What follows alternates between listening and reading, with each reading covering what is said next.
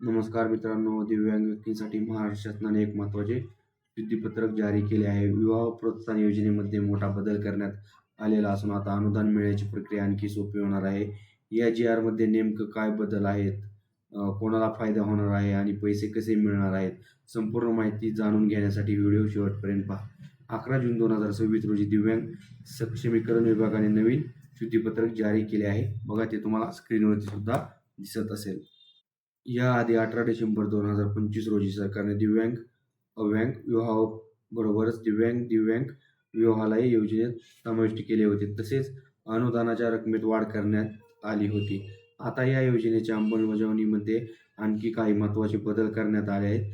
महत्त्वाचा बदल क्रमांक 1 म्हणजे अनुदानाच्या एकूण रकमेपैकी 25% रक्कम संबंधित दाम्पत्याने राष्ट्रीयकृत बँकेत 3 वर्षांसाठी मुदतीमध्ये ठेवण्यात यावे, म्हणजेच लाभार्थ्याच्या आर्थिक सुरक्षिततेसाठी ही तरतूद करण्यात आली आहे. महत्त्वाचा बदल क्रमांक 2 बघा, यापुढे पात्र लाभार्थ्याची यादी केवळ निधी मागणीसाठी आयुक्त दिव्यांग सक्षमीकरण कार्यालयाकडे पाठविण्यात येईल. यामुळे प्रशासकीय प्रक्रिया अधिक सुलभ होण्याची अपेक्षा आहे. महत्त्वाचा बदल क्रमांक 3 सर्वात महत्त्वाची बातमी म्हणजे अनुदानाची पूर्ण रक्कम आता पती-पत्नीच्या संयुक्त बँक खात्यात डीबीटी अर्थात डायरेक्ट बेनिफिट ट्रान्सफर पद्धतीने जमा केली जाणार आहे. म्हणजेच लाभार्थ्यांचा थेट खात्यात पैसे मिळणार आहेत. महत्त्वाचा बदल क्रमांक 4 जिल्हा कार्यालयाकडून निधीची मागणी आल्यानंतर आयुक्त कार्यालय त्या प्रमाणात निधी उपलब्ध करून देणार आहे. यामुळे निधी वितरणाची प्रक्रिया वेगाने होऊ शकते. महत्त्वाचा बदल क्रमांक 5 आणि शेवटचा आहे हा.